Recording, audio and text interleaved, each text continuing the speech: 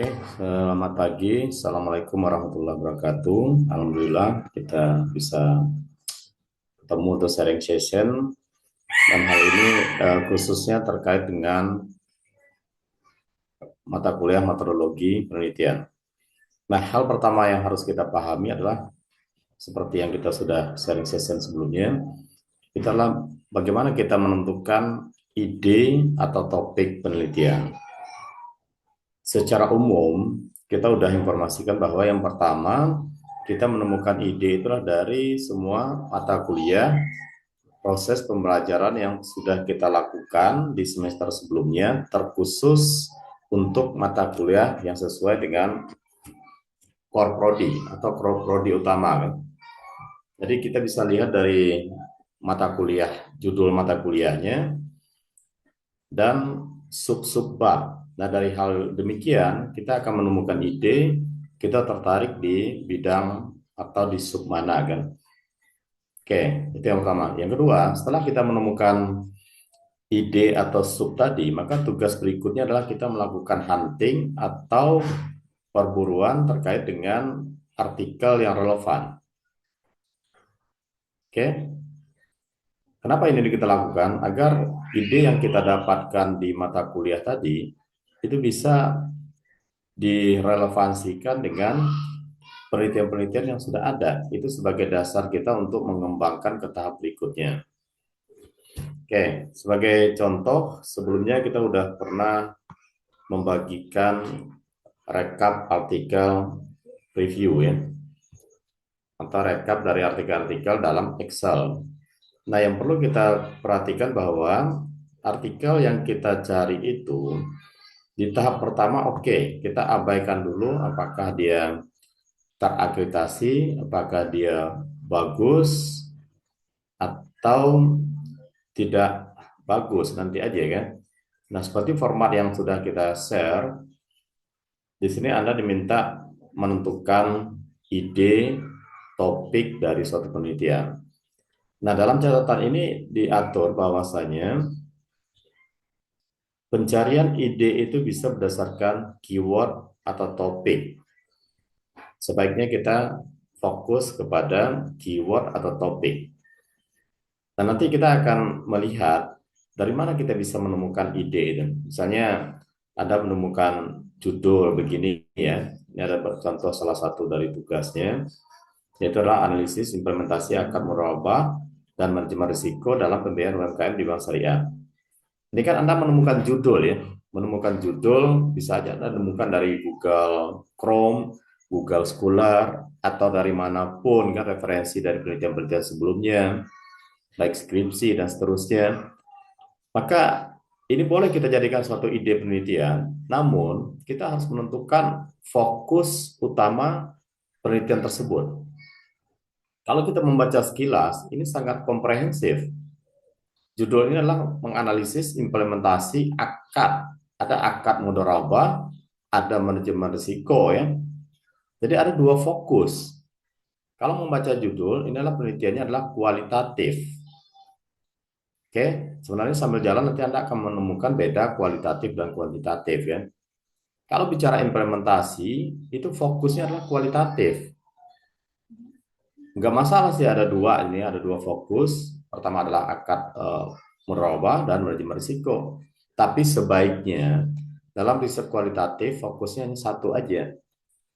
Apakah kita akan mengupas tuntas tentang akadnya, akad murabah atau manajemen risiko? Karena ini terlalu luas, manajemen risiko itu banyak lagi sub-subnya gitu kan. Oke, jadi sebaiknya dalam penentuan ide, topik, kita cari keywordnya. Keyword adalah kata kunci. Kalau di kualitatif, kata kuncinya ada dua nih, tentang akad mudharabah dan manajemen risiko. Ini dua hal yang berbeda. Kalau di kuantitatif, maka yang kita jadikan keyword itu adalah variable Y. Kalau kualitatif adalah topiknya. Fokus utama yang akan kita teliti itu adalah kualitatif. Bisa akad murabah, bisa manajemen risiko. Tapi kalau di kuantitatif itu adalah Y. Kalau misalnya ada pengaruh layanan, terus promosi terhadap keputusan, maka dalam mencari literatur review atau artikel, kita gunakan keywordnya adalah yang Y-nya, keputusan. Oke, gitu ya. Jadi untuk lebih lanjutnya, saya kan sebelumnya pernah mensarankan kita bisa menggunakan semantic scholar atau connected paper kan. Cuma saya lebih suka menggunakan connected. Oke, kita implementasikan. Jadi kita coba lihat bagaimana langkah-langkah dalam membuat atau mencari artikel review tadi kan. Yang pertama kita ketikkan connected paper ya. Ini langsung kita ketik connected paper. Ini lebih disukai kenapa? Karena dia langsung mengkoneksi, menghubungkan. Kalau kita menemukan suatu ide, maka kelompok ide tersebut akan menjadi kelompok paper. Jadi kita bisa tahu berapa penelitian yang relevan dengan topik atau ide yang akan kita cari ya. Ini salah satu cara ya untuk mencari artikel relevan. Boleh nggak pakai yang lainnya? Boleh-boleh aja. Ada semantic paper, semantic scholar, ada Google Scholar, atau menggunakan Mbah Google biasa kan. Nah di sini search by keyword. Maka di sini kita tentukan keyword tadi. Misal keywordnya kita pengen bicara manajemen risiko ya. Artinya apa? Nanti akan keluar semua riset, semua artikel yang ada kaitannya dengan penelitian manajemen risiko ini. Oke, ini agak lambat koneksi. Oke, manajemen. Oke, kita agak bersabar ya kalau menggunakan internet ini ya. Manajemen resiko. Cukup manajemen risiko aja. Kita build, dia cari, maka dia akan riset-riset atau artikel-artikel yang relevan dengan manajemen risiko tadi gitu kan. Oke, kita tunggu bentar. Ya seperti saya sampaikan tadi, kita bisa banyak cara untuk menemukan artikel. Yang terpenting itu adalah ada upaya kita untuk selalu mencari referensi yang relevan dengan topik atau ide penelitian kita. Nah, ini dibutuhkan perjuangan tanpa batas. Jangan nyerah, disuruh cari 50, nyarinya 3. Artinya, kita tidak serius ingin meneliti. Seorang peneliti itu harus punya wawasan, punya apa namanya kan? Ya, literasi yang kuat. Peneliti itu harus dianggap sebagai orang yang ahli ya. Nah, di sini akan muncul beberapa artikel sebagai kelompoknya. Ini semuanya bisa kita ambil. Kita ambil, nah ini ketemu nih analisis risiko pembiayaan modal apa dalam upaya. Oke, kita contoh ya, kita ambil nih. Ini lebih spesifik. Kalau ini penerapan risiko terhadap kinerja keuangan, atau ini aja kita ambil, kita klik, maka dia akan membentuk kelompok riset. Jadi setiap yang kita klik tadi, Anda boleh coba-coba aja, itu akan membentuk kelompok risetnya. Nah, kelompok riset ini bisa kita download, bisa kita ambil sebagai rekapitulasi literatur review tadi. Nah, ini banyak kelompoknya nih. Ada berapa nih? Oke, jadi kalau kita klik ini, maka akan muncul di sampingnya. Oke, ini saya geser. Nah, ini bicaranya CSR kan, nggak nyambung. Oke, bisa lagi diklik. Ini semuanya bisa kita klik untuk mencari artikel kan. Nah, ini banyak nggak nyambung gitu ya. Kalau nggak nyambung, kita ambil di sini. Jadi banyak riset-riset yang kelompoknya malah nggak nyambung. Kita bicara implementasi manajemen risiko, tapi ke kelompoknya yang terkait itu aneh-aneh. Berarti ini tidak terlalu banyak yang meneliti yang relevan secara langsung. Kan? Mereka hanya mengutip mengutip aja. Jadi artinya bukan berarti yang udah di sini udah oke kita ambil. Kita perlu seleksi juga. Kayaknya tidak terlalu penelitian yang terputus-putus. Kelompoknya tidak langsung. Apalagi ini kan kelompoknya terlalu jauh. Oke, kalau kayak gini ya udah kita coba pilihan yang kedua tadi. Kita kembali. Kita kembali ke ada sub-sub yang banyak tadi. Mungkin karena kita ngambil terlalu spesifik, jadi dia tidak apa namanya kan, tidak menggambarkan yang pas. Balik lagi dia terlalu banyak. Ulang lagi ya, manajemen. Jadi artinya ya kita harus selalu harus mencoba-coba untuk mencari ini. Kalau misalnya Anda merasa wah susah Pak pakai connecting paper, ya silakan pakai semantik semantik Scholar gitu kan. Silakan pakai Google Scholar. Pentingnya keyword yang kita cari itu sesuai dengan yang kita inginkan. Kalau saya suka ini karena dia langsung per kelompok gitu aja kan. Tapi kalau Google Scholar dia kan tar gitu kan, semua artikel satu dua kan, skripsi, artikel kan. Kalau ini dia udah khusus ke paper doang. Paper itu adalah yang artikel aja yang dia tampilkan. Kalau makalah dia nggak akan keluar di sini. Nah kalau bisa minta login, itu kita login aja. Artinya apa? Dia udah gunakan yang gratis berkali-kali, login juga gratis. Jadi loginnya tinggal nanti daftar aja kalau dia minta kan.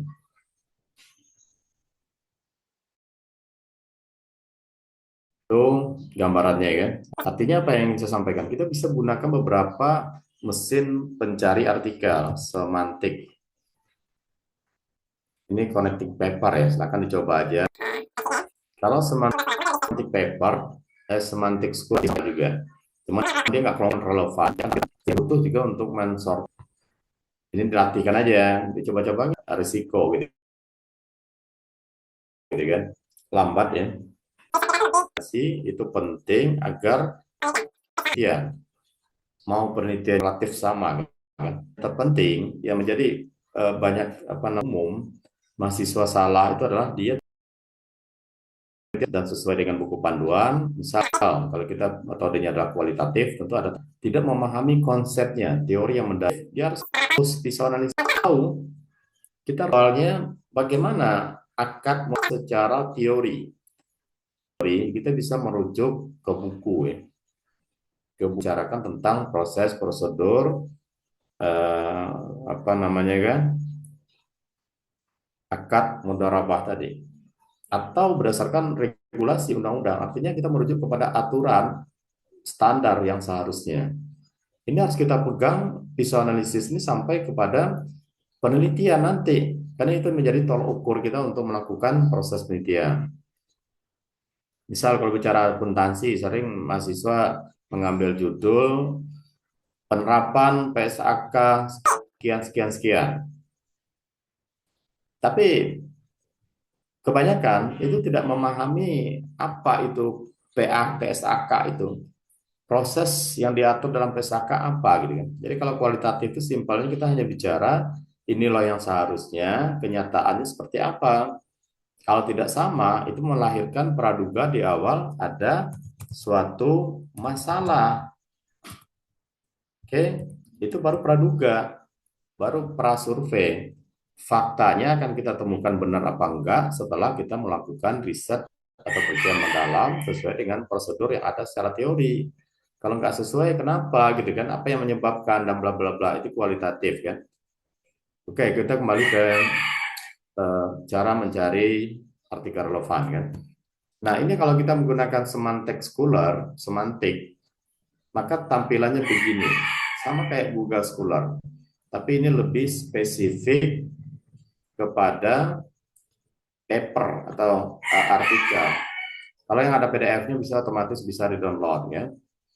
Kalau tidak ada butuh pencarian. Ini banyak nih sampai berapa halaman sama kayak Google Scholar, sama kayak Google biasa ya. Kalau ada PDF ini bisa langsung klik muncul. Tentu kita sebagai peneliti juga menyaring jangan ambil semua. Yang relevan aja kita ambil kan. Ini bisa juga tampil yang tidak relevan karena kita bicaranya adalah keyword. Ini ada 195.000 result.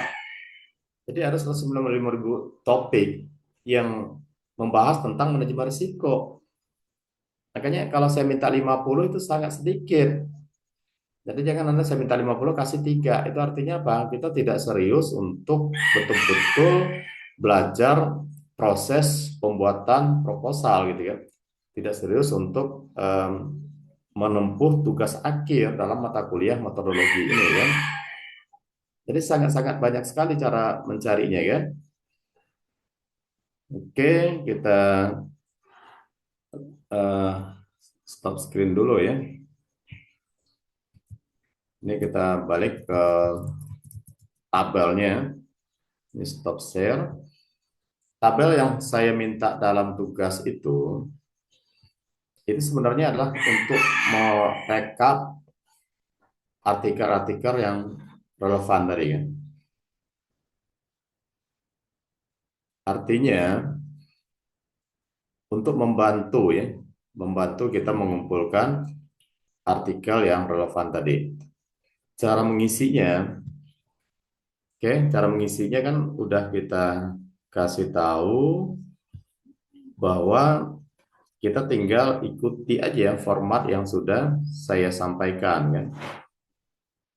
Apakah itu kualitatif ataupun kuantitatif. Namun, kalau Anda belum menemukan ide secara spesifik, masih ngambang, saya mau kualitatif atau kuantitatif ini misalnya kan, ya sudah kumpulin aja semua artikel yang temanya sesuai, seperti yang kita cari baik dari connecting paper, atau kalau susah kayaknya connecting paper, pakai semantic scholar tadi kan, ya tinggal ditulisin judulnya apa, siapa pengarangnya, nama jurnalnya, tahunnya, dan peringkat ini bisa dilihat untuk sekarang karena Sinta 2 ristek dikitnya macet, bisa dilihat di web jurnalnya. Kalau dia punya Sinta, biasanya web jurnal itu bangga dan dia tampilkan ada logo Sinta. Kalau nggak ada, dia kosongin aja. Tetap diambil dulu, nanti kita coba telusuri kembali kan. Nah, kalau pengisian konsep teori utama ini hanya untuk kualitatif. Tapi kalau kuantitatif, dia bicaranya variabel. Ini udah bener nih kan. Variabel itu dilihat dari X dan Y. Nah, Y ini adalah yang terhadapnya, terhadap pertumbuhan ekonomi. Ya cukup dibuat pertumbuhan ekonomi aja, nggak perlu pakai diukur. Karena variabel itu tegas. Pertumbuhan ekonomi, berarti Y-nya pertumbuhan ekonomi. Dua nih Y-nya. Dan kinerja bank syariah. Kita lihat judulnya, benar nggak ada dua Y-nya? Terhadap UMKM. Nah, terhadap UMKM, jadi analisis pembiayaan bank syariah, nah ini ngawur ini kan, tapi nggak apa-apa ya. Ini analisis pembiayaan, harusnya pengaruh pembiayaan bank syariah terhadap UMKM dan pertumbuhan ekonomi, betul. Y-nya dua, tapi UMKM dan pertumbuhan ekonomi, UMKM biasanya kinerja itu kan. Ya oke nih. Tapi Y-nya dua, X-nya satu. Nah, satu lagi, judul dalam artikel biasanya banyak displesetin untuk mencari variabel X dan Y. Karena judul di artikel itu beda dengan judul deskripsi. Kalau deskripsi itu dia tegas, pengaruh X terhadap Y, analisis ini. Kalau artikel itu kadang dia nyeleneh. Bisa aja dibuat kinerja ke UMKM, terus kajian determinan bla bla bla. Maka yang dibaca apa? Abstraknya. Di abstrak itu kita lihat metodenya dan kita lihat ya cukup metode aja. Kalau dia kuantitatif, dia akan menyebutkan variabel X dan Y kan. Oke, ini udah bener nih. Ini X-nya pembiayaan, oh X-nya ya, X-nya pembiayaan bank syariah. Oke, ini sebagai contoh ya. Nah, kalau kualitatif, ini udah cukup oke. Ini dia topiknya pembiayaan. Kalau kayak gini topik utamanya adalah pembiayaan bank syariah.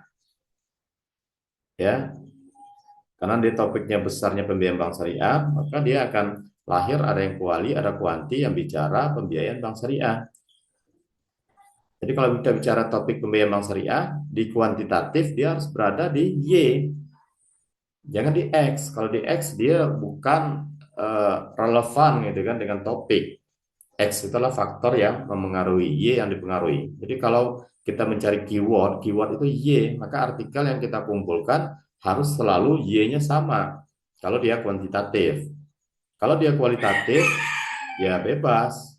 analisis pembiayaan perbankan syariah. Oke ya, keywordnya adalah pembiayaan bank syariah. Nah ini udah keren ini kan. Nah teori ini nggak perlu banyak-banyak. Teori ini kan diminta konsep apa yang digunakan. Teorinya adalah teori pembiayaan syariah. Gitu, nggak perlu dijelaskan pembiayaan manusia disalurkan oleh bank syariah Lamongan. Itu hasil penelitian.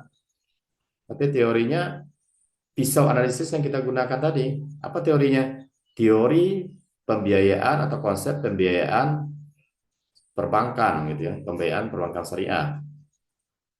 Oke, itu nggak apa-apa, kita berproses saja untuk bagaimana kita cara mengumpulkan ini. Kalau kualitatif, kita pisaunya apa, konsepnya apa, pembiayaan syariah.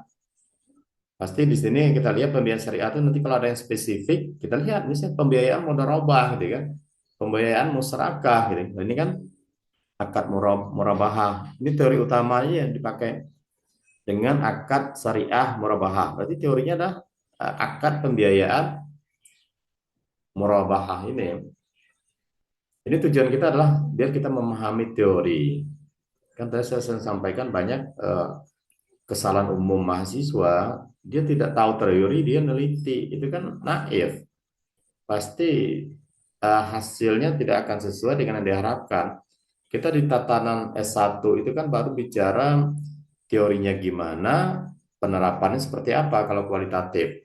Kalau kuantitatif sih sama, kita hanya menguji teori kan. Artinya untuk menghubungkan variabel-variabel yang ada tadi, kita juga harus ada teori yang mendukungnya.